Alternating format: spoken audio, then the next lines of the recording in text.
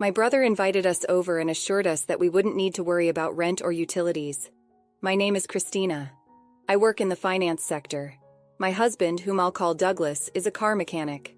We live in my childhood home. By childhood home, I don't mean that my parents live there. My family home is a long-standing family business where my father used to be the CEO. I have a brother who originally planned to take over my father's company, so he majored in economics in college. On top of that, my talented brother studied abroad at Oxford University, learned more about business management, returned to the United States, and worked with my father for several years. Eventually, my parents wanted to enjoy their retirement and moved to a place like Aspen, Colorado, seeming to enjoy their relaxed life surrounded by nature. Since my brother was given the company in return, my parents passed down the family home to me, their daughter.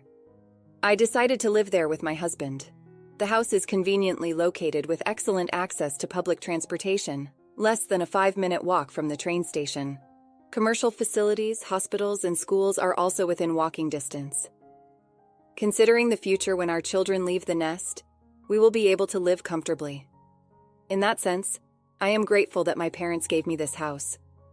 We were planning on expanding our family and living happily, but we never thought that our life would come to a sudden end because of such an incident. After moving into this house, my mother-in-law started to visit frequently. Knowing that my parents run a business, my mother-in-law often asks about money. Since we got married, she has been curious. "Hey, Christina, how many assets do your parents have? When your parents pass away, how much will you inherit?" she often asks. She frequently talks about these things, and I can't help but think she is rather distasteful. I don't want to be too blunt, so I reply, I wonder how much. I've never really thought about it, so I don't know. I've already received the house, so I might not get any money." Although I laugh and respond lightly, she says, "That can't be true, can it? Your parents are over 60. You never know what might happen. They must have discussed their assets with you." She seemed so interested in the asset discussion that I became convinced she was counting on my parents' wealth. I already knew how much I would receive, but I decided to keep silent, thinking it would be better not to tell my mother-in-law or my husband, who is close to her. However, an unthinkable incident occurred after this. Suddenly, without any notice, my mother-in-law and my brother-in-law's family moved into our house. Around 8 a.m. on a holiday, the doorbell rang unexpectedly. When I opened the door, there were movers. "Ha! Why are the movers here?" I asked, surprised and confused. My mother-in-law and my brother-in-law's family arrived and said, "We're going to be living here from today, so please take care of us." When I saw their grinning faces, chills ran down my spine. Just then, my husband woke up.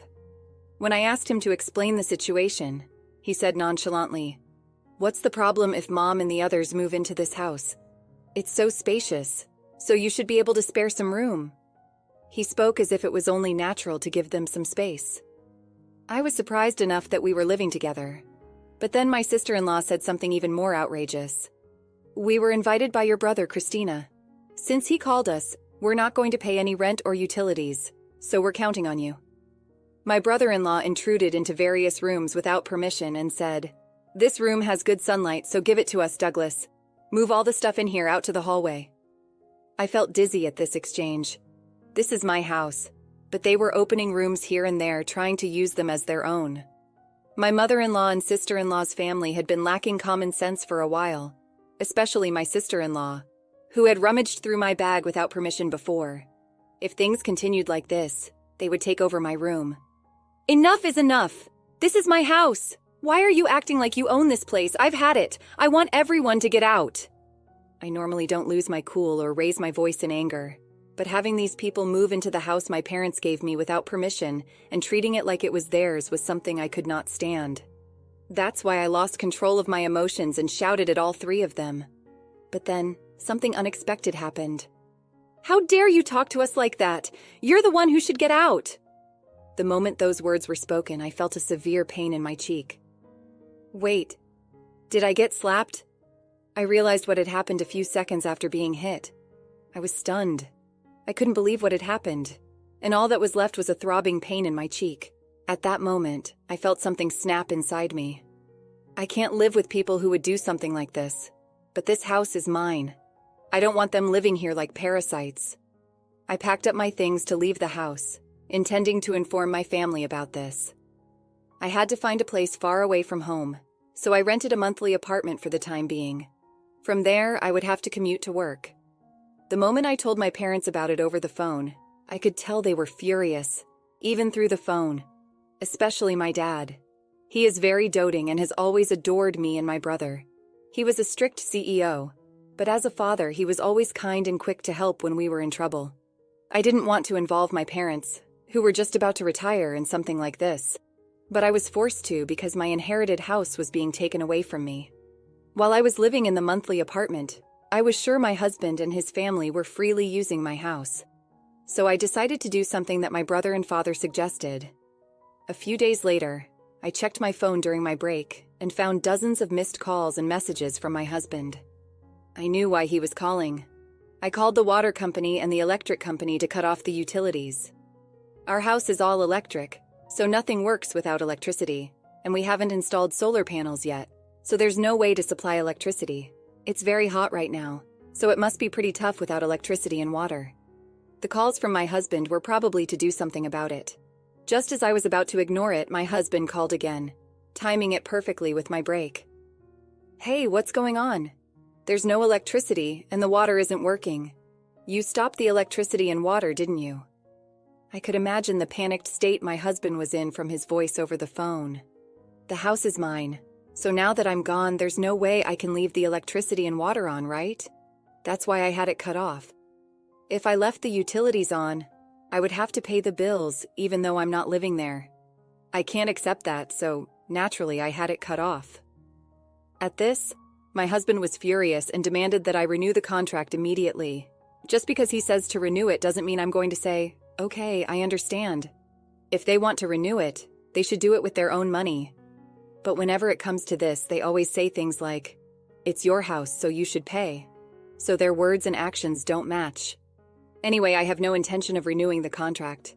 "If you don't like it, then get out of the house right away," I said. After saying only that, I hung up the phone because my break was ending. Afterward, my mother-in-law, my sister-in-law, and my brother-in-law all called me. All of them were saying the same thing. They wanted me to get the electricity and water hooked up. Their room was hot and uncomfortable. They said it was inconvenient without water. But all of this was their problem, not mine. After listening to everything they said, I told them to handle it themselves and hung up the phone. I figured they were just greedy for money and thought they would give up and leave soon. However, even after a week passed, there was no sign of them leaving, so I decided to push them further.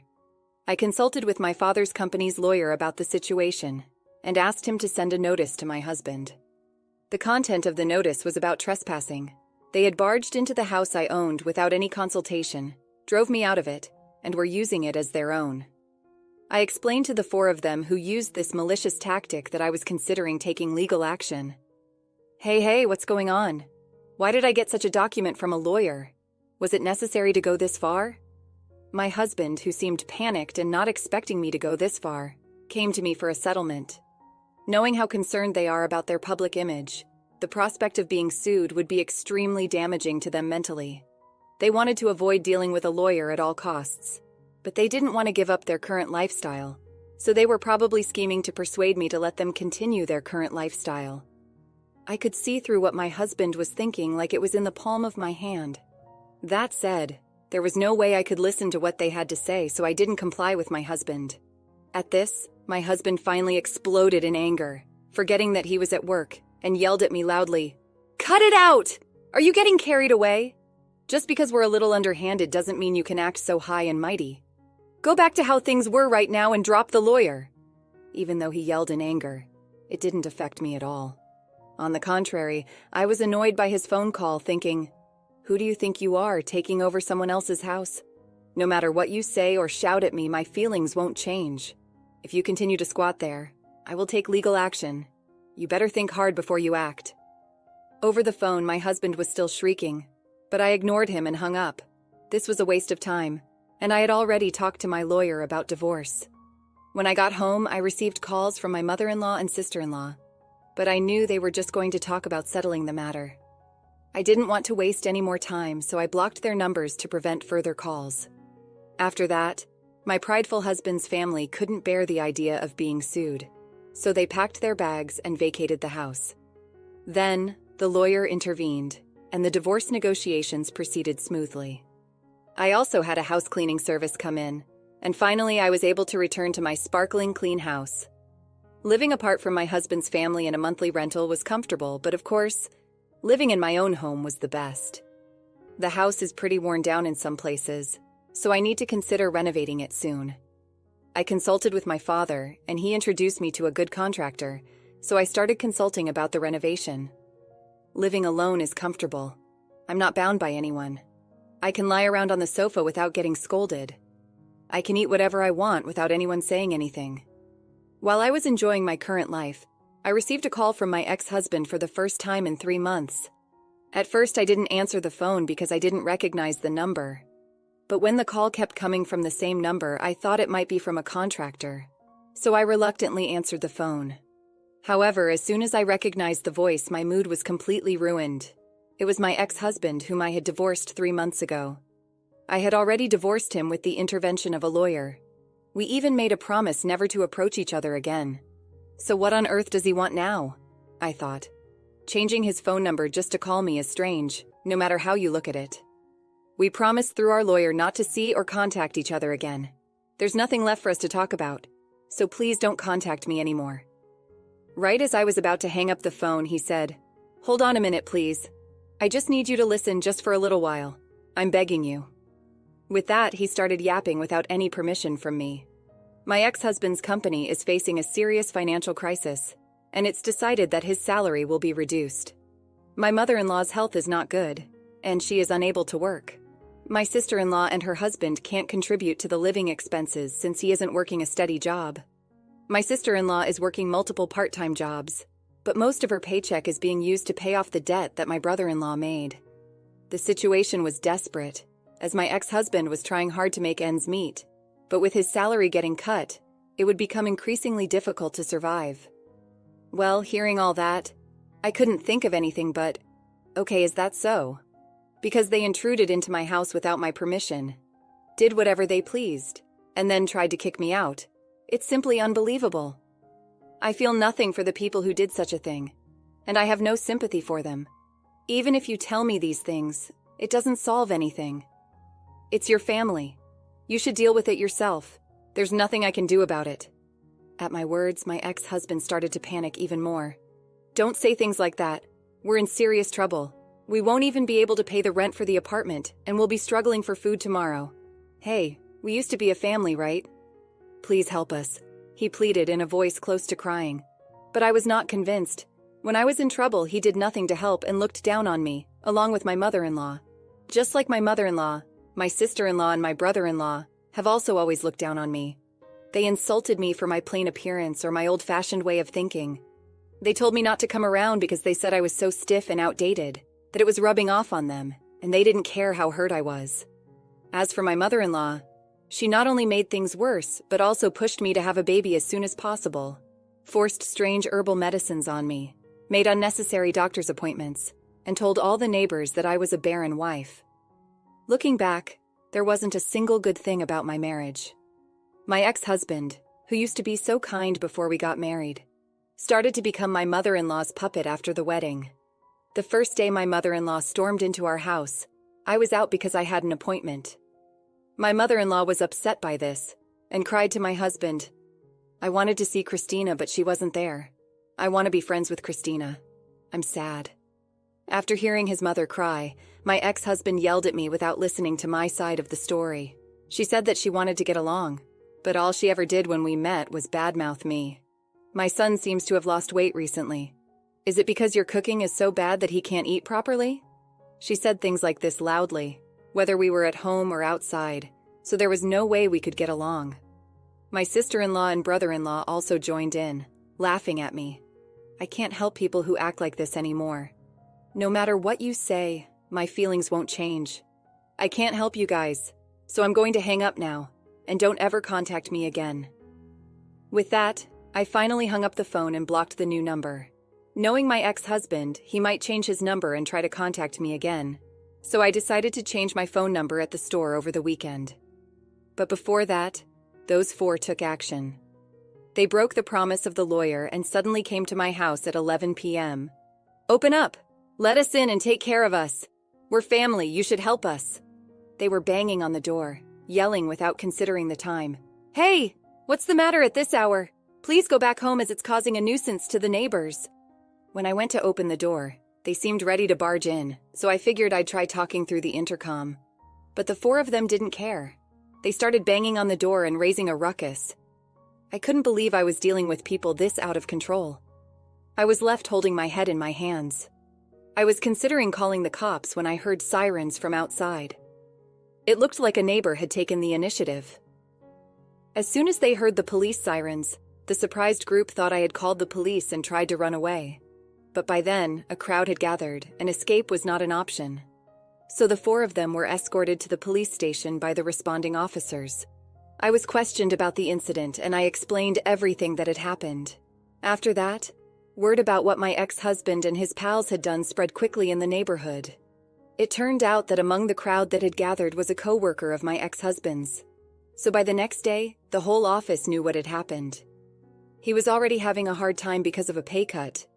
But after getting the police involved, the company wasn't going to let it slide. My ex-husband ended up getting fired and couldn't afford to pay his apartment rent anymore. Money issues caused a rift between him and his sister's family, so their group living situation ended. Now Douglas is living in public housing with his mother, working multiple part-time jobs to make ends meet. Even his mother has started working part-time a few days a week, desperate to earn money. Let's conclude the story. Christina's life took an unexpected turn when her in-laws moved into her house without permission, creating chaos and tension. Despite the upheaval, Christina stood her ground, asserting her rights and taking decisive action to reclaim her home. Her husband, Douglas, and his family tried to manipulate and control her, but Christina's determination and support from her own family helped her navigate through the difficult situation. Cutting off the utilities and consulting a lawyer proved to be effective strategies. The pressure from potential legal action forced Douglas's family to vacate the house. The divorce negotiations proceeded smoothly, allowing Christina to regain control of her life and her home. With her ex-husband and his family out of the picture, Christina focused on renovating her home and enjoying her newfound independence. She relished the freedom of living alone, making her own choices, and creating a space that was truly hers. Despite attempts by her ex-husband to seek help due to his financial troubles, Christina remained resolute, refusing to be drawn back into their toxic dynamics. Ultimately, the story is one of resilience and self-empowerment. Christina emerged stronger from the ordeal, learning to prioritize her well-being and happiness. She rebuilt her life on her terms, free from the burdens and manipulation of those who had once tried to control her.